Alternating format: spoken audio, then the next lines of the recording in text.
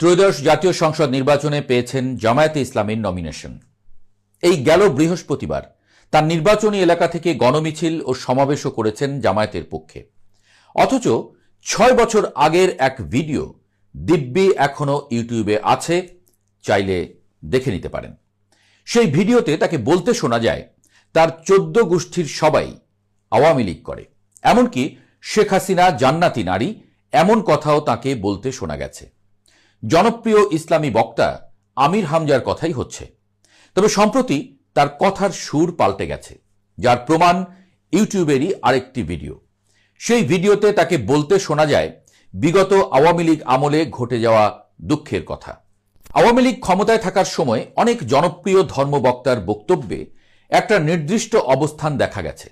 তারা প্রকাশ্যে বঙ্গবন্ধুকে স্বাধীনতার মহান নেতা, রাষ্ট্রের প্রতিষ্ঠাতা কিংবা জাতির জনক হিসেবে স্বীকার করেছেন। ২০২০ সালের ৭ ডিসেম্বর বাংলা ট্রিবিউনে প্রকাশিত সংবাদে মাওলানা মামুনুল হকের বক্তব্য তার স্পষ্ট উদাহরণ, যেখানে তিনি দল মতের ঊর্ধ্বে উঠে বঙ্গবন্ধুর প্রতি ভালোবাসা এবং শ্রদ্ধার কথা বলেছেন।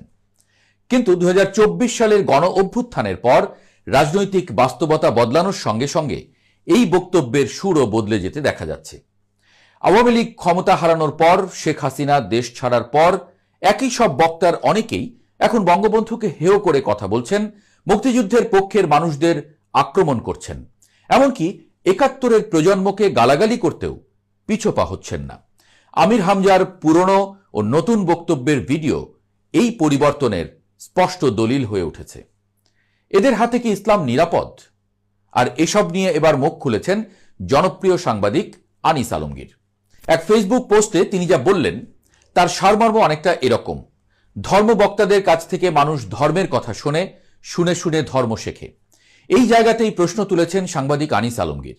সম্প্রতি ফেসবুক স্ট্যাটাসে তাকে আমির হামজা থেকে শুরু করে মাওলানা মামুনুল হক, শিশু বক্তা কিংবা ইব্রাহিম হুজুর অনেকের কথাই উল্লেখ করেছেন। এদের বঙ্গবন্ধুকে রাষ্ট্রের প্রতিষ্ঠাতা বা জাতির জনক হিসেবে বলতে দেখেছেন। তিনি বলেন, কিন্তু আজ এদের অনেকেই বঙ্গবন্ধুকে হেয় করে বক্তৃতা করছে, ৭১ প্রজন্মকে গালি দিচ্ছে, আওয়ামী লীগকে গালাগালি দিচ্ছে।